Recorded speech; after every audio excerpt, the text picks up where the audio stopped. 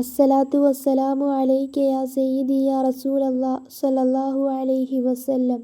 പ്രിയപ്പെട്ട മുഹിബീങ്ങളെ, തഹജ്ജുദ് നിസ്കരിക്കാൻ എണീറ്റാൽ ലഭിക്കുന്ന മഹത്വത്തെക്കുറിച്ചാണ് ഇൻഷാ അല്ലാഹ് ഇന്ന് ഈ വീഡിയോയിലൂടെ ഞാൻ പറയാൻ പോകുന്നത്. അല്ലാഹു സുബ്ഹാനഹു വ തആല നമുക്കൊക്കെ തഹജ്ജുദ് നിസ്കരിക്കുവാനുള്ള തൗഫീഖ് നൽകി അനുഗ്രഹിക്കട്ടെ. ആമീൻ യാ റബ്ബൽ ആലമീൻ. വെളുപ്പിന് സുബഹി നിസ്കരിക്കുന്നതിന് മുമ്പ് 2 റക്അത്ത് തഹജ്ജുദ് നിസ്കരിച്ചാൽ വളരെ പുണ്യമുള്ള ഒന്നാണ്. തഹജ്ജുദ് നിസ്കരിക്കുന്നവർക്കുള്ള സ്ഥാനമെന്ന് പറഞ്ഞാൽ അല്ലാഹു നിന്നെ സ്നേഹിക്കും എന്നതാണ്. അല്ലാഹു ഇഷ്ടപ്പെടുന്നവർക്കേ തഹജ്ജുദ് നിസ്കരിക്കാൻ പറ്റൂ. കാരണം തഹജ്ജുദ് നിസ്കരിക്കുന്നത് ആരും അറിയാതെ രാത്രിയിൽ 2-3 സമയത്ത് എണീറ്റ് നിസ്കരിക്കുന്നു. അല്ലാഹു വല്ലാതെ ആരും അറിയില്ല. ആ നിസ്കാരത്തിന് വല്ലാത്തൊരു പ്രതിഫലമാണ്. കാരണം ആ സമയം എല്ലാവരും മയക്കത്തിലേക്ക് പോണ സമയമാണ്. ആ സമയത്ത് എൻ്റെ റബ്ബിന് വേണ്ടി 2 റക്അത്ത് തഹജ്ജുദ് നിസ്കരിക്കാൻ എണീക്കുമ്പോൾ അവിടെ ആരും അറിയുന്നില്ല. എല്ലാവരും മയക്കത്തിൽ. അവൻ ചെയ്യുന്ന പ്രവൃത്തിയെല്ലാം കാണുന്നവൻ അല്ലാഹു സുബ്ഹാനഹു വ തആലയാണ്. അതുകൊണ്ട് തന്നെ ആ ചെയ്യുന്ന പ്രവൃത്തിയിലും ആ ദുആയിലേക്ക് അല്ലാഹു പെട്ടെന്ന് ഉത്തരം കൊടുക്കുമെന്നതാണ്. ഇസ്രാഫീൽ എന്ന മലക്ക് സൂറെന്ന കാഹളത്തിൽ 2ാമത് ഊതുമ്പോൾ പള്ളിപ്പറമ്പിലെ ഖബറിനകത്ത് നിന്ന് എഴുന്നേറ്റ് വരുന്ന ഒരു ദിവസമുണ്ടല്ലോ.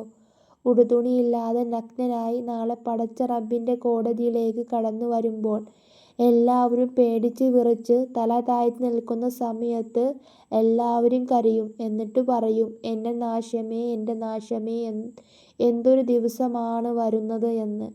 അല്ലാഹുവിൻ്റെ റസൂൽ സല്ലല്ലാഹു അലൈഹി വസല്ലമ തങ്ങൾ പറയുന്നു, ആ സമയത്ത് 2 പേർ മാത്രം തല ഉയർത്തി നിൽക്കും.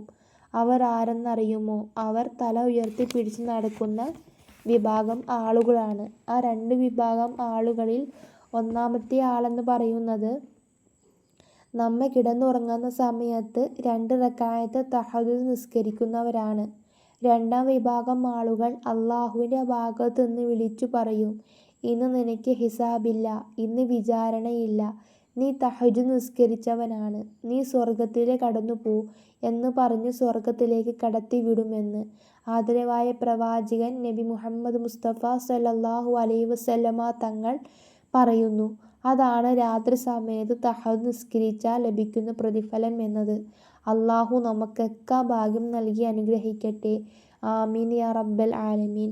തഹജ്ജുദ് നിസ്കരിക്കുക എന്ന് പറഞ്ഞാൽ നമ്മൾ നിസ്സാരമാക്കി കാണേണ്ട ഒരു കാര്യമല്ല. ആ സമയത്ത് എണീക്ക് നമ്മൾ എത്ര അലാറം വെച്ച് കിടന്നാലും പടച്ച റബ്ബിൻ്റെ അനുഗ്രഹം ഉണ്ടെങ്കിൽ മാത്രമേ നമ്മൾ ആ സമയത്ത് എണീക്കാൻ നമുക്ക് കഴിയുള്ളൂ. ഇല്ലെങ്കിൽ നമ്മൾ അവിടെ തന്നെ കിടക്കും. എത്ര അലാറം വെച്ചാലും ഒന്നും നമ്മൾ എണീക്കൂല. അതുകൊണ്ട് മുഹിബീങ്ങൾ, തഹജ്ജുദ് നിസ്കാരം എന്ന് പറഞ്ഞാൽ വളരെ പ്രതിഫലമുള്ള ഒന്ന് തന്നെയാണ്. അതുകൊണ്ട് തന്നെ അല്ലാഹുവിനോട് 5 വഖ്തും തഹജ്ജുദ് നിസ്കരിക്കാൻ എണീക്കാൻ ദുആ ചെയ്താൽ റബ്ബ് തീർച്ചയായും അതിന് ഉത്തരം നൽകിയിരിക്കും. ഇൻഷാ അല്ലാഹ് തഹജ്ജുദ് നിസ്കരിക്കാൻ അല്ലാഹു നമുക്കൊക്കെ മരണം വരെ തൗഫീഖ് നൽകട്ടെ. അല്ലാഹു ഇഷ്ടപ്പെടുന്ന ആളുകളുടെ കൂട്ടത്തിൽ നമ്മളെയൊക്കെ ഉൾപ്പെടുത്തുമാറാകട്ടെ. ആമീൻ യാ റബ്ബൽ ആലമീൻ. ഇൻഷാ അല്ലാഹ് ദുആ വസിയത്തോടെ.